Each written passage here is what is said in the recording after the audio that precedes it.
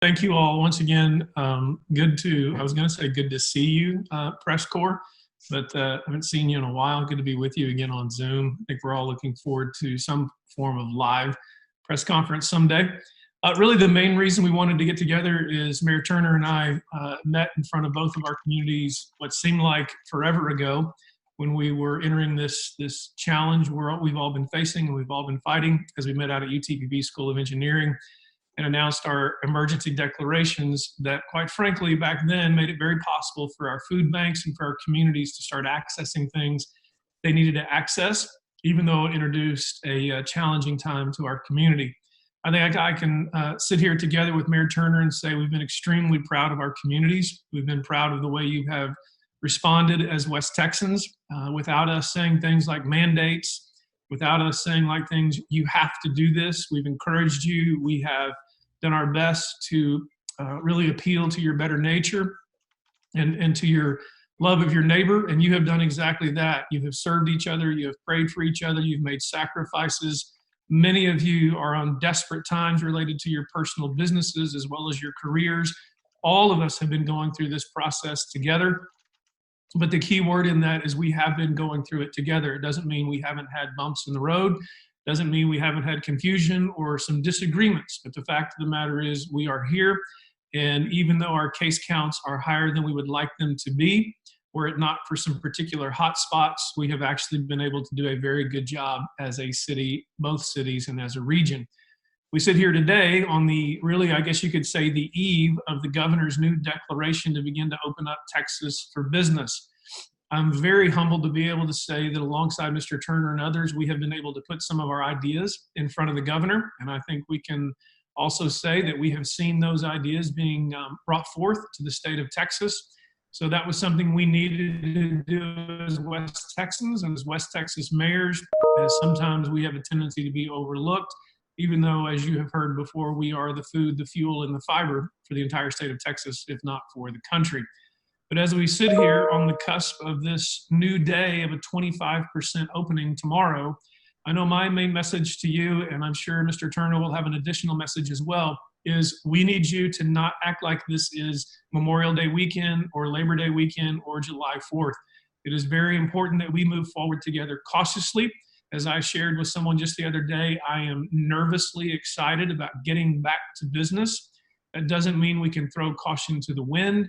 Doesn't mean we can just immediately get back to normal, but we're going to go into a 25% of occupancy increase, and we're going to watch and see what happens.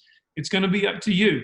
Just like it's been up to you over the last 4 to 6 weeks, it's going to be up to you to do the things like social distancing, personal hygiene, paying attention to retailers and customers who are also paying attention to your safety, so we can move forward and look forward to a summer where we can be back to whatever normal looks like come June.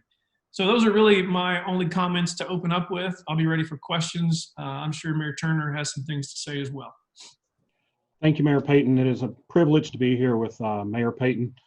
We have been working through this step by step.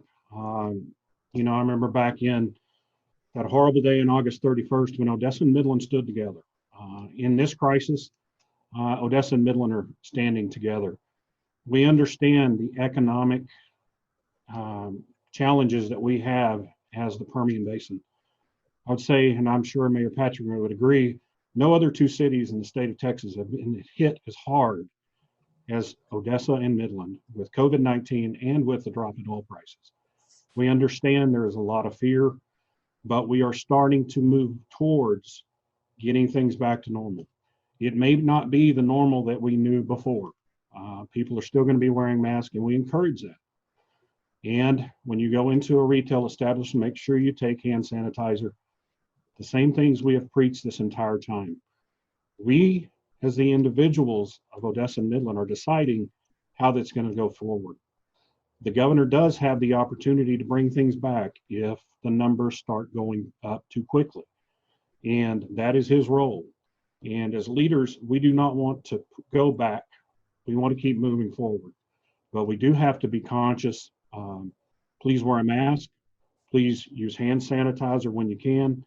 If you touch anything that you don't know that was sanitized, please do not touch your face. The average American touches their face 20 times an hour, and I am one of those. But we just have to be careful. West Texans are resilient. We are optimistic. We will get through this. The oil, the coronavirus, and we'll be back on our feet stronger than ever.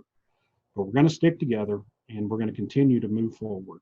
So at this time, I believe we have some questions. All right.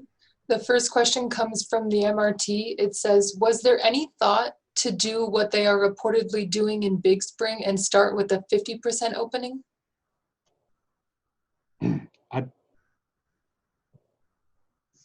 Oh wait, Mayor Payton, you're muted. 1 second. I got it. I think the answer is pretty simple for myself. Probably for Mayor Turner as well, as the answer is no. We did not meet the governor's recommendations of having 5 cases or less for a particular region, and so it never was in the cards for us to be able to start at 50% like it is for Big Spring. I would have to fully agree. They have been very blessed. They only have, less than 5. Last time I saw it was 1. So they have special privileges. And so we did not meet that, so we can't move forward any more than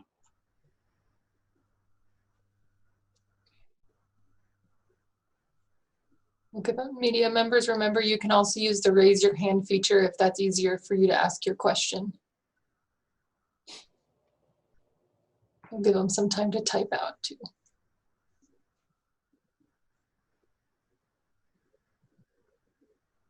The MRT asks, what are you most nervous about? I'll let Mayor Turner go first on this one. Thank you, Mayor Payton. Probably the thing we're most afraid of are hotspots. I know we've had, Midland's had one, we've had one. Places where someone catches it and gives it to their family. We've had a couple of cases here where entire families have got coronavirus. And probably another thing I'm most concerned about are the young people. Many times when they're young, they think they're 10 foot tall and bulletproof.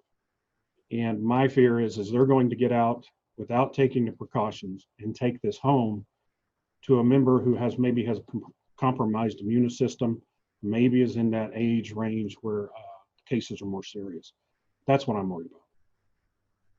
Yeah, I would agree with all of that, as well as us getting over this idea that we're in the clear now.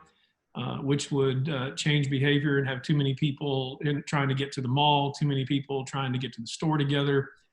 And we've said all along, we would love to look back on this and to some degree be able to say that we did overreact. And it would be just as important beginning this weekend to not overreact to being able to sort of get back into community and get back into life.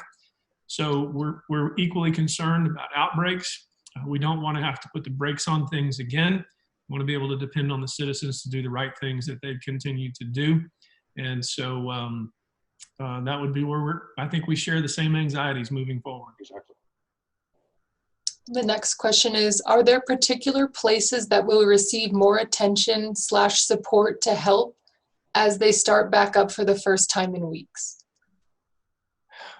From a city standpoint, I don't know that I can really give you a direct answer to that about people getting more attention or more support. I will say for me, what I've been doing is I've tried to be in contact with the chairman of the governor's strike force on behalf of some of our hair salons and gyms who, quite frankly, I've sort of come to the opinion if you can go to a movie theater and really if you can go do just about anything, there are places like gyms and hair salons who will practice great sanitary practices. These are entrepreneurs who are losing a lot of money. We'd love to see them be able to get up to speed at a 25% opportunity to grow. So really, we just want to support the community as we can, continue to support our citizens, and hope that's a good answer for you, because I can't really think of a specific example outside of that.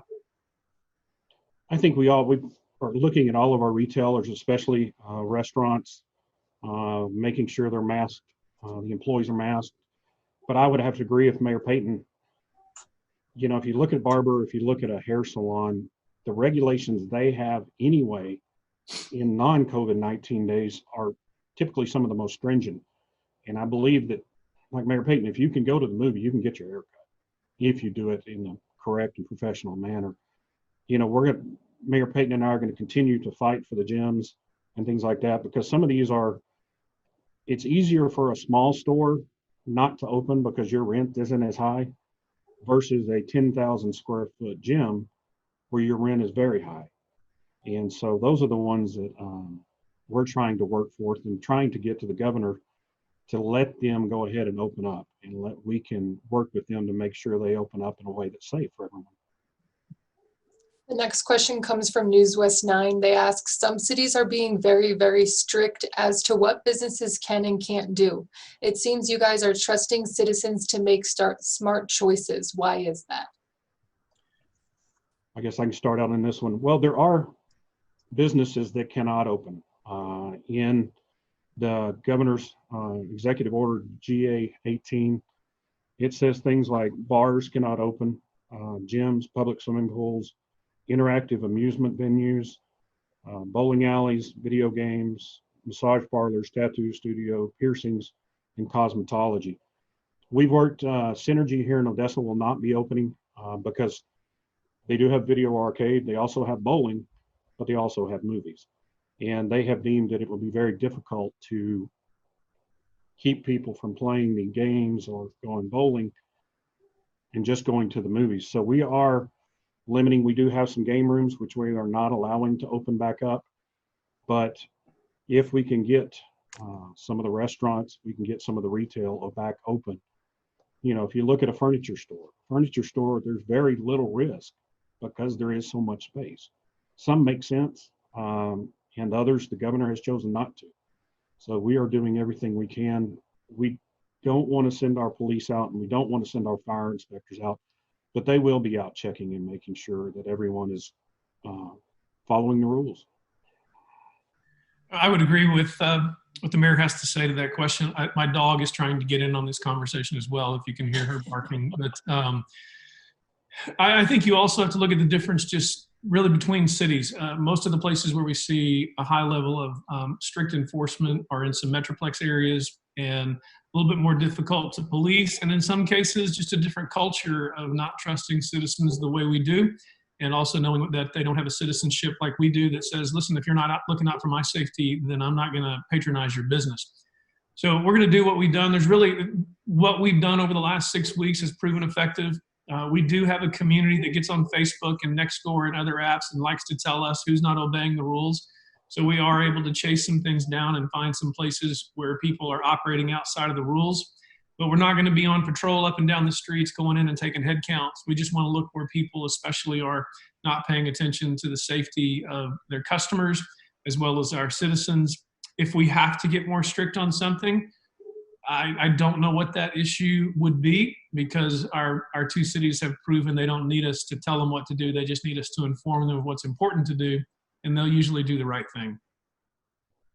The next question comes from Marfa Public Radio. Mitch asks, are there any locations that you'll be specifically watching this weekend to determine whether too many residents are turning out to public places? There's nothing particularly on my mind. So it's a fairly simple answer without much elaboration. We're just more concerned about people doing the right thing. So Mitch, I can't really think of one particular place we're going to be looking out. We're not going to be targeting any in one business, because businesses have been asking us to open up, and now it's their opportunity. And so it's up to each one of them to follow the rules and make sure that everyone's safe. Okay. We'll give them just a little bit to see if they have any more questions. That was the last one.